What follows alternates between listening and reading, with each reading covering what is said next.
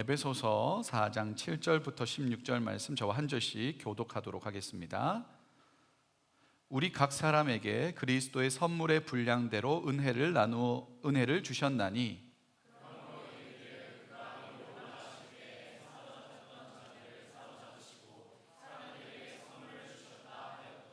올라가셨다 하셨은즉 땅 아래 낮은 곳으로 내리셨던 것이 아니면 무엇이냐?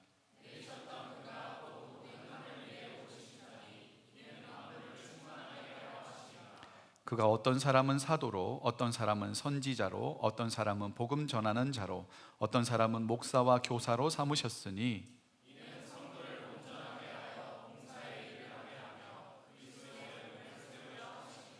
우리가 다 하나님의 아들을 믿는 것과 아는 일에 하나가 되어 온전한 사람을 이루어 그리스도의 장성한 분량이 충만한 데까지 이르리니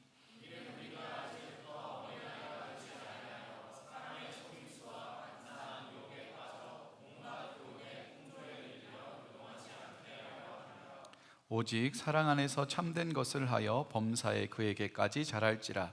그는 머리니 곧 그리스도라. 그에게서 온 몸이 각 마디를 통하여 도움을 받음으로 연결되고 결합되어 각 지체의 분량대로 역사하여 그 몸을 자라게 하며 사랑 안에서 스스로 세우느니라. 아멘. 여러분 혹시 퍼즐 맞추기 해보신 적 있습니까? 퍼즐 뭐 이렇게 생긴 거 아니겠습니까? 1000피스 뭐 2000피스 이렇게 돼서 조각을 나누어 놓은 다음에 다시 만들어서 원래의 작품, 원래의 그림 모양을 만들어내는 것. 보시는 거는 이제 반 고흐의 작품이죠. 여러 가지 유명한 작가들의 그림이나 뭐 조형물이나 이런 걸 가지고 이제 퍼즐 맞추기를 만들죠. 이게 맞추는 게 처음에 다 흐트러뜨려 놓으면 굉장히 막막합니다. 어떤 것부터 해야 될지. 그런데 약간의 요령이 있지 않습니까? 퍼즐 맞추기 할 때 제일 먼저 뭐부터 해야 돼요? 그렇죠. 맨 끝에 이제 각져 있는 90도로 꺾여 있는 퍼즐부터 찾는 게 1번입니다. 그런데 그게 만약에 못 찾겠다. 그럼 이제 망한 거예요. 이 퍼즐이 문제가 있거나 내가 문제가 있거나. 이 끝에 가장자리에 있는 90도로 꺾여 있는 퍼즐 조각 먼저 찾고 거기서부터 비슷한 그림을 만들어 나가면 빨리 맞출 수 있죠. 그리고 무엇보다도 전체 그림이 어떤 것인지를 잘 알면 어느 정도에 위치할 수 있는지를 파악할 수 있죠. 가장 중요한 게 뭐냐면 이 퍼즐 맞추기 위해서 가장 중요한 건 포기하지 않는 겁니다. 어느 정도 맞추다가 이 시간도 없고 또 저 같은 사람은 막 속에서 불이 나는 것 같은, 어른들 말로는 천불이 난다 그러지 않습니까? 그래서 너무 하기 싫다 해서 딱 포기하는 순간 이 퍼즐은 원래 가지고 있었던 목적을 상실하게 되는 거죠. 퍼즐은 그 하나하나 조각도 의미가 있겠지만 다 맞춰졌을 때를 위해서 만들어진 거기 때문에 그렇죠. 이 생각보다 교회에 꽤나 많은 직분과 역할이 있습니다. 교회로 생각해 보면 목사님들이 있고 장로님들이 있고 또 안수 집사님들, 권사님들, 그냥 집사님들, 또 성도들, 이런 직분에 따라서 역할이 구분되어 있기도 하고요. 또 우리 공동체 같은 경우는 커미티도 있고 뭐 셀장, 팀장, 팀원, 또 다양한 부분에서 섬겨 나가는 분들도 꽤나 많이 있죠. 이렇게 공동체에 다양한 직분이나 역할이 있다는 것은 달리 생각하면 어느 한 사람이 이 공동체 전체를 커버할 수 없다는 이야기입니다. 반대로 이야기하면 어느 한 사람이 이 공동체를 독점할 수 없다는 이야기이기도 합니다. 왜냐하면 교회의 주인은 하나님이시기 때문에 그렇습니다. 그러니까 교회 공동체에는 하나님의 형상으로 지음받은 한 사람 한 사람들이 모여서 각 사람 안에 담긴 하나님의 고유한 형상, 그 빛깔을 드러내고 함께 퍼즐처럼 맞춰질 때 본래 목적에 맞게 아름다움을 드러낼 수 있는 곳이다라고 할 수 있습니다. 그러니까 혼자 있는 것보다 같이 있을 때 더 빛난다면 그 공동체는 훨씬 좋은 공동체입니다. 우리 11절 한번 읽어보도록 하겠습니다. 시작. 그가 어떤 사람은 사도로, 어떤 사람은 복음 전하는 자로, 어떤 사람은 목사와 교사로 삼으셨으니. 아멘. 이 에베소서를 받아보는 에베소 공동체 안에도 다양한 직분이 좀 나누어져 있는 것 같죠. 사도라는 말은 보냄을 받은 사람이라는 뜻입니다. 그러니까 예수님께서 복음을 전하라고 지명해서 보낸 사람들 가리키는 겁니다. 선지자는 하나님의 말씀을 깨닫고 대언해서 가르치는 사람을 가리키는 말이고, 또 여기 보면 복음 전하는 사람이라고 되어 있잖아요. 이 말은 실제로 복음이 전해지지 않는 곳에 가서 실제로 가서 복음을 전하는 사람들을 가리키고, 오늘날로 따지면 선교사님하고 더 같은 맥락의 이야기입니다. 목사는 이 교회와 성도를 돌보는 사람을 가리키는 말입니다. 그러니까 이 교사도 말씀을 해석하고 가르치거든요. 그러니까 오늘날로 따지면 목사님이 교사의 역할을 하기도 하고, 또 이 선지자 역할을 하기도 하고, 뭐 그렇게 어떨 때는 이렇게 붙었다가 저렇게 붙었다가 하면서 종합적인 일들을 하고 있다고 볼 수 있죠. 그런데 보면 그런 직분에 대해서 삼으셨다라고 표현합니다. 그렇죠? 하나님께서 그 자녀들에게, 각 사람에게 맡기신 것, 맡기신 일, 이 하나님께서 맡겨주셨다는 건 이 역할을 맡는 사람들이 어떤 자격증을 취득해서 내가 take it 한 게 아니라는 이야기입니다. 일정한 기준을 통과해서 또 일정한 자격을 갖추어서 내가 그것을 얻어낸 것이 아니라 하나님께서 주셨다. 영어로 보면 choose라고 되어 있습니다. 하나님께서 선택하여 주셨다. 그러니까 선택의 권한이 누구에게 있어요? 나에게 있지 않고 하나님께 있는 거죠. 지난주부터 이 수련회 기간이었지만 7월부터 우리가 셀이 이제 끝났습니다. 그죠? 1년 동안의 셀이 끝났어요. 2024-25 시즌의 1년 동안의 셀을 끝내고, 지난주 금요일 날, 그러니까 이틀 전이죠, 저희 집에서 식사를 같이 했습니다. 그동안 같이 했던 그 수고와 애씀을 이 한 끼 식사로 이렇게 뭔가 보상해 드릴 수는 없겠지만, 그래도 섬김의 귀한 자리에서 열심히 섬긴 그것들에 대해서 이제 격려하고 위로하고 또 하는 그런 시간을 가졌습니다. 이제 2달 정도의 휴식기에 접어듭니다. 다음 주에는 이 휴식기를 어떻게 보낼지에 대한 컨설팅을 좀 해드리려고 하고요. 이 2달 기간 동안에 이제 제 전화를 잘 안 받으세요. 왜냐하면 이제 셀장 하라 할까봐. 기존에 있는 분들은 그냥 다 재계약 대상이시고요. 새로 신규 계약을 제가 따내야 되거든요. 뭐 이거 따낸다고 해서 하나님이 저에게 보너스 뭐 베네핏 더 주고 이런 건 없지만서도 공동체 식구들이 늘어가고 있기 때문에 세일장이 더 필요한 상황에서 제가 이제 여러분들에게 이 사람이 좋을까 저 사람이 좋을까 해가지고 이제 쑥쑥 이제 쿡쿡 찔러 보거든요. 이 전화해가지고 평소에 전화 잘 안 하다가 보통 카톡으로 하다가 전화로 할 때가 있습니다. 이거 이제 심각한 이야기. 어떻게든 내가 말로 구워 삶아가지고 이 아이를 이제 셀장으로 삼아야겠다라는 그런 사명감을 가지고 이제 전화를 하면 안 받아요. 이 보통 전화가 연결되면 공통된 멘트를 합니다.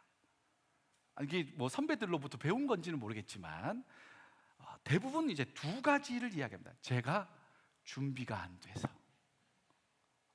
많이 들었죠. 저 한 1000번 넘게 들은 것 같아요. 10년 사역하면서 청년 사역 10년 좀 넘게 했는데 한 1000번은 넘게 들었습니다. 또 제가 이번 텀에는 정말로 안 돼요 라는 이야기. 그러나 다음 텀에 전화하잖아요. 그러면 이번 텀에는 안 돼요 라고 하시는 경우가 많죠. 제가 청년 사역하면서 가지고 있는 대답이 있습니다. 그런 말을 들으면 저도 나름대로 가지고 있는 정리된 대답이 있습니다. 그게 뭐냐면 알고 있다. 그럼 또 기분이 나빠해요. 이게 참 재밌죠? 제가 자격이 안 돼서, 제가 능력이 안 돼서 그러면 알고 있다. 그러면 괜히 또 삐져요. 알고 있다니까요. 우리가 어떤 역할에 대해서 맡는다는 건 내가 그만큼의 충분한 실력과 능력을 갖출 그릇이 되어서가 아닙니다. 마땅히 내가 그 자리에 있어야 하는 것도 사실은 아닙니다. 그리고 그릇이 준비되었어도 당연히 그 일을 할 수 있는 것도 아닙니다. 그리고 그릇이 준비되어야 섬길 수 있는 것도 아닙니다. 물론 이 충분히 성장하고 성숙하고 난 다음에 섬기는 분들도 있지만, 그러나 섬기면서 성장할 수도 있죠. 사실은 전자보다 후자가 훨씬 많습니다. 그게 청년 시절의 특징이면서 특혜이기도 합니다. 잘할 수 있는 기회가 나에게 주어진다는 것. 예수님께서 12제자를 부르실 때에 그들이 준비되어서, 그들이 충분해서 그들을 제자로 부르신 게 전혀 아니었습니다. 그들은 3년 동안 예수님을 믿고 따랐지만 여전히 믿음 없는 사람들이었습니다. 예수님 십자가에 달렸을 때 누가 남아 있었습니까? 다 도망갔습니다.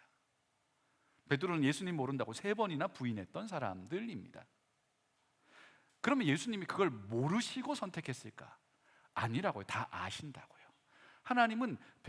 예수님은 베드로가 자기를 부인할 것을 이미 공지해 주셨지 않습니까? 다 아시면서도 그들을 부르셨습니다. 왜냐하면 그 예수님과 함께하는 시간을 통해 그들에게 진리를 깨닫게 하시고 가르치고 자라나게 하시기 위해서 그렇습니다. 이때 중요한 게 한 가지입니다. 부족한 자를 하나님께서 불러주셨다는 것을 깨닫는 겸손함입니다.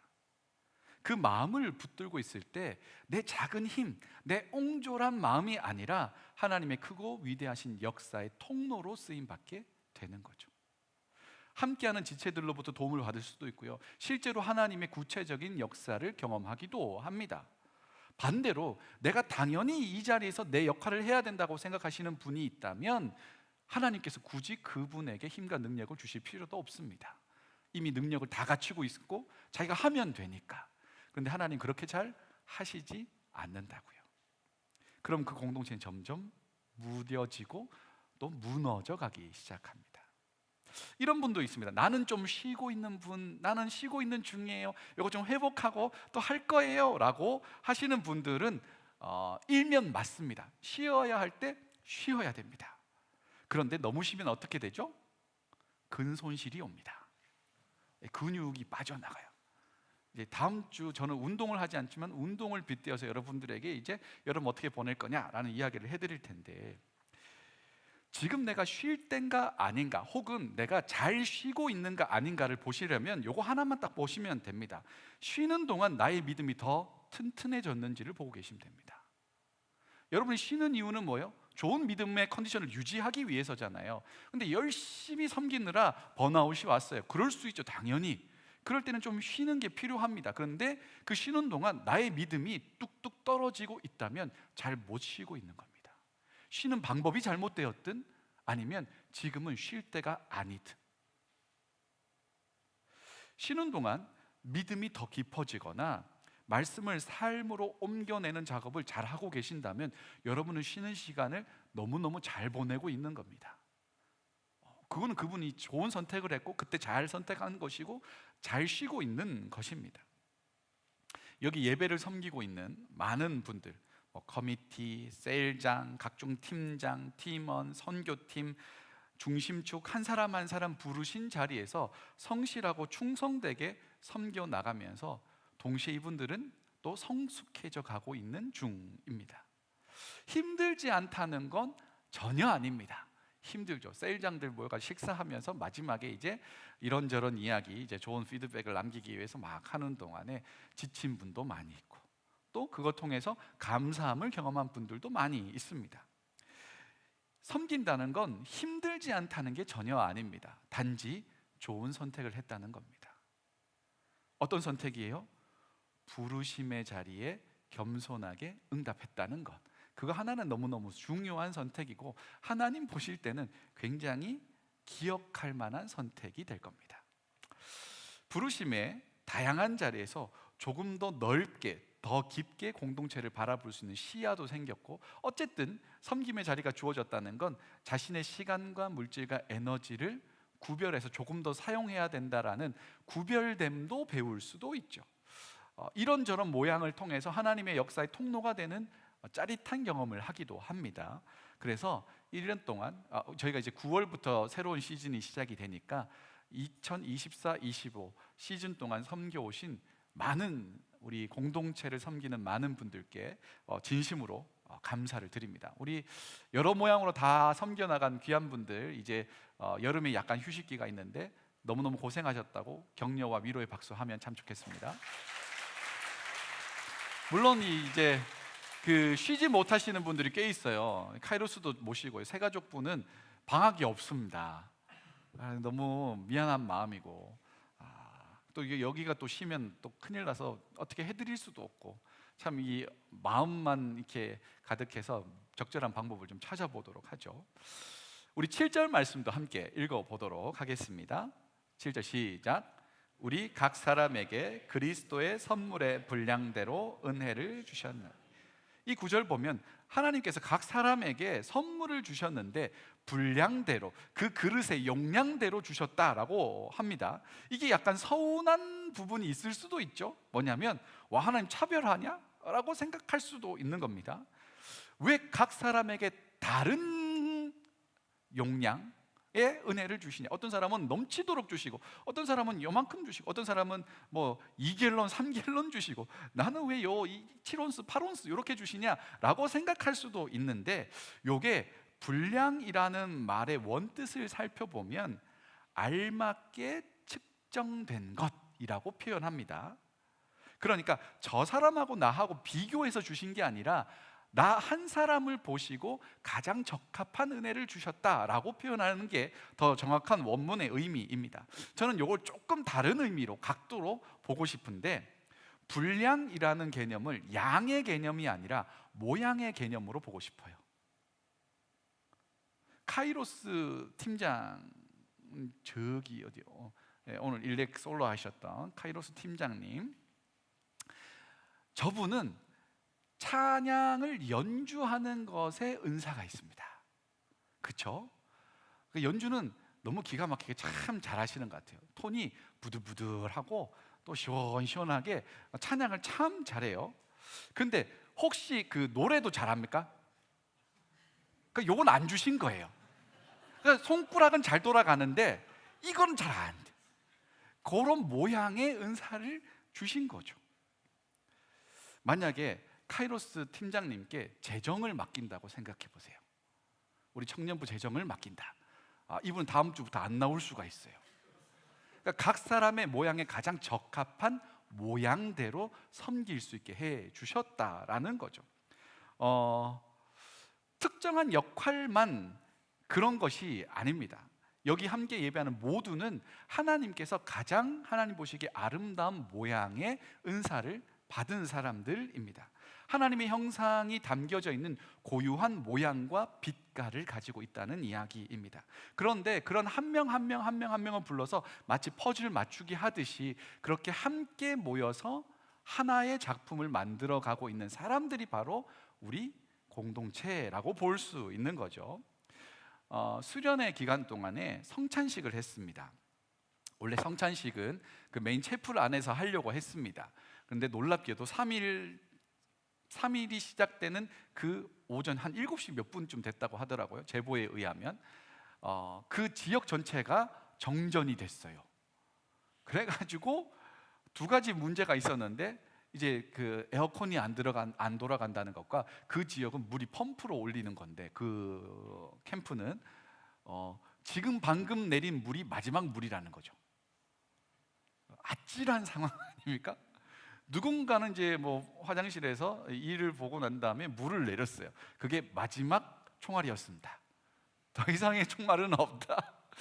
굉장히 당황스럽고, 근데 너무나 감사하게도 이번 여름 수련회 때는 자차를 가지고 오는 것을 조금 편하게 허용을 했거든요. 그래서 어떻게 했냐면, 씻기도 씻어야 되지만 여러분들이 그 생리적인 현상을 해결하지 못하면 굉장한 이제 분노와 짜증과 이 컴플레인이 들어올 것이 분명했기 때문에 벌써 눈이 막 돌아가시고 있더라고요. 한두 시간 지났다가는 큰일 날 것 같다. 그래서 차 있는 대로 사람들을 태워서 근처에 티몰튼이든 스타벅스든 맥도날드든 가서 티타임도 하시고 일도 다 보시고 깔끔하게 해서 오시라 라고 했더니 너무들 좋아가지고 나가셔가지고 먹고 이렇게 해가지고 마시고 해가지고 다 정리하고 오셨어요. 그런데도 정전이 해결이 안 된 상황에서 예배를 드려야 되는데, 저는 그래도 이제 홀 안이 좀 시원할 거라고 생각했거든요.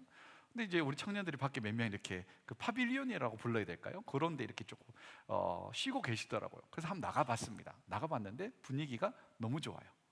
기온은 조금 높은 느낌이지만 바람이 불면 선선해서 꽤나 괜찮더라고요. 그리고 햇볕도, 우리 예배가 2시부터니까 근데 1시간 땡겨서 1시에 시작하자 하고 해가 위에서 바로 내려쬐니까 그늘이 거의 다 될 것 같은 거예요. 그래서 야외에서 하자라고 하면서 야외 결혼식 분위기의 예배가 이제 시작이 된 거죠. 우리 기통 원래 오늘 데이3가 왜 지금 이 시간에 하게 됐냐면 정전이 돼서 악기를 못 썼어요. 그래서 이분들이 얼마나 열심히 준비했냐면 뭐 드럼 치는 친구 막 이런 친구들이 새벽에 막 연습하고 이랬었거든요. 근데 정전돼 가지고 준비한 걸 못 하니까 너무 아쉽지 않습니까? 그러면 데이3는 주일날 해라. 그리고 통기타 2대 가지고 콘티도 다 바뀌고 해가지고 고즈넉하게 이렇게 띵가띵가 하면서 이 야외에서 예배를 하게 된 거죠.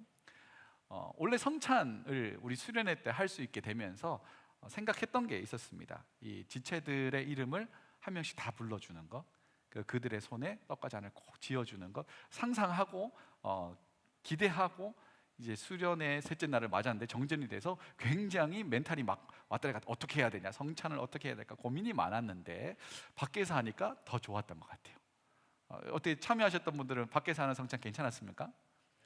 저는 굉장히 제 인생에 있어서 꽤나 한 장면이 될 것 같은 그런 성찬이었다고 생각합니다. 한 명 한 명의 이름을 이제 불러가며 앞으로 나오신 분 누구 당신을 위한 주님의 떡과 잔입니다 라고 지어줄 때 이 애겐남인 저는 굉장히 그 벅차오르는 감정을 꾹꾹 누르느라 고생을 좀 했습니다. 왜냐하면 제가 그냥 부르는 이름이지만 주님께서 친히 한 사람 한 사람의 이름을 부르신다고 저는 믿고 있기 때문에 그렇습니다. 이 떡과 잔을 예수님께서 친히 12제자에게 주셨듯이 그 한 사람 한 사람의 눈을 맞추고 그 이름을 불러서 떡과 잔을 너를 위한 것으로 내가 준다 라는 것으로 받아들이기를 바랬고 저는 그런 마음으로 집례를 했으니까요. 성찬식이 진행되면 일반적인 우리 여기서도 진행되는 성찬을 보면 성찬위원들로부터 떡과 잔을 받습니다. 그러면 사실은 어떻게 보면 모두가 익명이 되는 겁니다. 익명, 이름이 없는 사람들처럼 보입니다. 그러나 모든 성찬에서 한 사람 한 사람이 떡과 잔을 받을 때 그건 예수님께서 직접 이름을 부르시고 그 사람에게 주시는 성찬입니다. 그냥 나에게 아무렇게나 랜덤하게 온 성찬이 아니라 나를 위해서, 나 한 사람을 위해 흘리신 예수님의 떡과 잔이라는 마음으로 앞으로 진행될 모든 성찬도 그렇게 받으시면 참 좋겠어요. 그리고 그렇게 모여있는 고유한 이름의 한 사람 한 사람들이 한 몸 공동체를 이루는 것, 그게 우리가 누릴 수 있는 친밀함의 가장 깊은 차원입니다. 예수님께서 자신의 몸과 피를 다 내어주셔서 하나가 되게 하신 그룹. 그러니 우리가 얼마나 소중하고 얼마나 친밀함을 누릴 수 있는 공동체, 그런 것을 우리가 좀 느끼기를 바랬던 거죠. 그리고 하나님은 그렇게 한 사람 한 사람을 불러서 하나님이 우리 공동체를 향해 계획해 놓으신 아름다운 그림을 만들어 가고 계시는 줄 믿습니다. 옆에 계신 분들에게 이렇게 축복하면 좋겠습니다. 옆에 있어서 얼마나 감사해요. 이 모양을 서로 맞춰 나가는 중이니까요. 한 사람 한 사람 이름을 불러서 모인 공동체니까 옆에 계신 분들에게 이 굉장히 시상식에서 영광스러운 이렇게 표현을 하듯이 옆에 계신 분들에게 옆에 계셔 주셔서 감사합니다.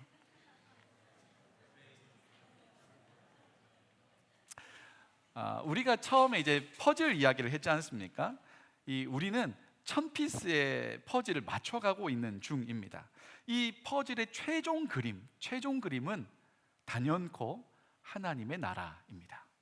하나님께서 부르신 사람들이 하나님의 통치 안에서 하나님의 영광을 드러내는 것을 하나님 나라라고 부를 텐데, 우리 공동체가 나아갈 큰 그림, 하나님께서 우리를 향해 그려놓으신 그림은 하나님 나라, 하나님께서 은혜와 평강으로 우리를 다스리시는 그 나라, 우리는 그 나라를 구성하는 한 퍼즐 한 피스의 퍼즐들인 거죠. 그런데 이 퍼즐의 모양이 서로 다르다는 것에 조금 어려움이 있습니다.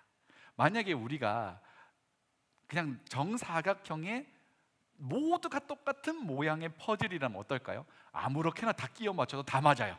끼울 필요도 없어요. 그냥 큰 판에다가 놓고 이렇게 저렇게 흔들다 보면 두두두둑 하고 다 맞춰질 겁니다. 그런데 우리 모두는 고유한 모양을 가지고 있다는 게 조금 어려운 문제가 되는 거죠. 우리 16절 말씀 같이 읽어보도록 하겠습니다. 16절 말씀 시작. 그에게서 온 몸이 각 마디를 통하여 도움을 받음으로 연결되고 결합되어 각 지체의 분량대로 역사하여 그 몸을 자라게 하며 사랑 안에서 스스로 세우느니라. 아멘. 연결되고 결합되는 거예요. 그냥 너무 스무스하게 탁 결합되면 좋을 텐데 아주 너무나 자연스럽게, 약간 요즘에 왜 아이들 장난감 중에 좀 좋은 거는 안에 자석이 있어요. 그래서 가까이 조금만 갖다 놓으면 탁 하고 붙습니다.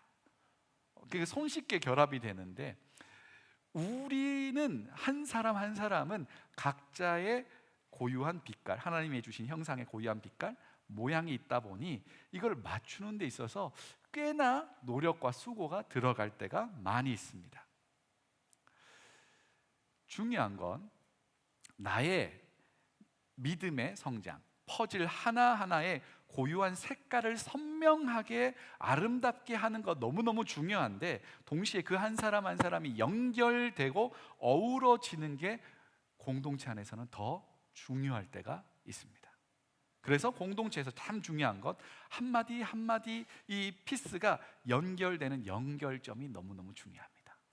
이걸 얼마나 서로 깎여 나가는 것 없이 잘 맞춰 볼 수 있을까? 서로의 쉐입을 잘 비교해 보고 거기에 맞추어서 갈 수 있느냐, 이게 공동체의 성장과 성숙의 중요한 지점이 됩니다. 어떻게 하면 좋을지에 대한 이야기가 15절에 나와 있는데요, 15절 말씀도 우리 같이 읽겠습니다. 시작. 오직 사랑 안에서 참된 것을 하여 범사에 그에게까지 자랄지라. 그는 머리니 곧 그리스도라. 아멘.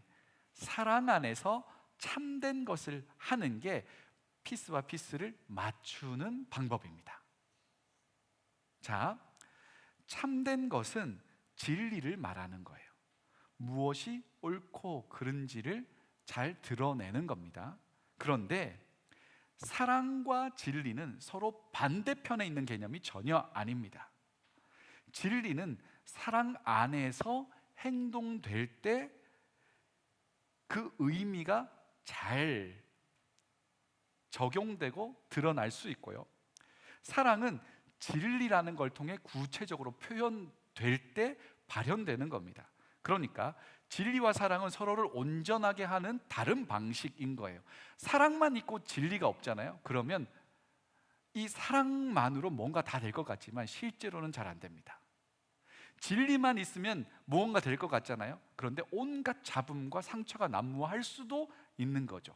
그래서 오늘 본문은 사랑 안에서 참된 것을 하라고 합니다. 그러면 이 구절만 본다면 진리를 행동하는데, 말씀을 따라 바르게 행동하는데 그것 이면에, 그것을 둘러싸고 있는 게 뭐라고요? 사랑이 있어야 한다는 거예요.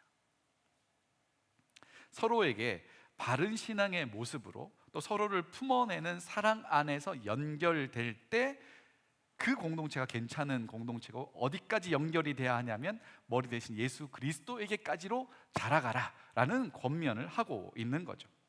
여기서 중요한 게 바로 자랄지라라는 겁니다. 자랄지라. 이건 우리가 아직 자라날 여지가 꽤나 많이 있다는 이야기입니다. 이 성장판이라는 말 아세요? 어린 아이들 이렇게 뼈와 뼈 사이를 엑스레이나 이런 걸로 찍어보면 이 성장판이 얼마나 남아 있는지를 알려주거든요. 그래서 한국에서는 키 큰 게 엄청 예민합니다. 민감하고, 엄마들이 성장판 검사를 합니다. 보통 손에 있는 뼈마디 가지고 이제 찍어가지고 이 아이의 성장판이 얼마나 열려 있느냐, 닫혀 있느냐, 뭐 이런 거를 검사해서 이 아이는 몇 센치까지 클 수 있습니다라고 이야기를 해줘요.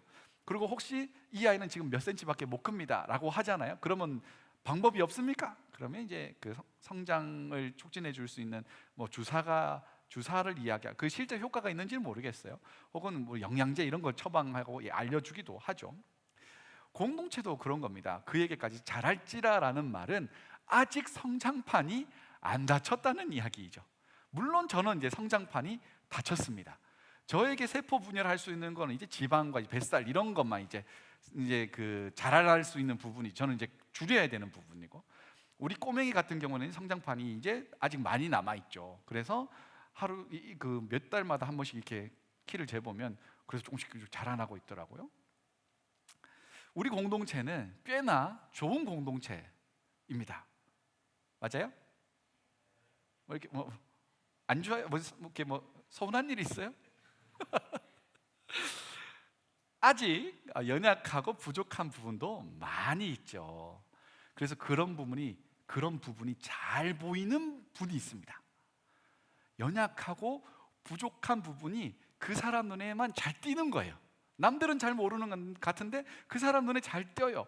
그거는 그 부분을 메꾸라는 하나님의 신호일 수도 있습니다. 그 부분이 보이면 본인이 메꾸시는 거예요. 그때 우리가 더 건강하게 자랄 수 있을 겁니다.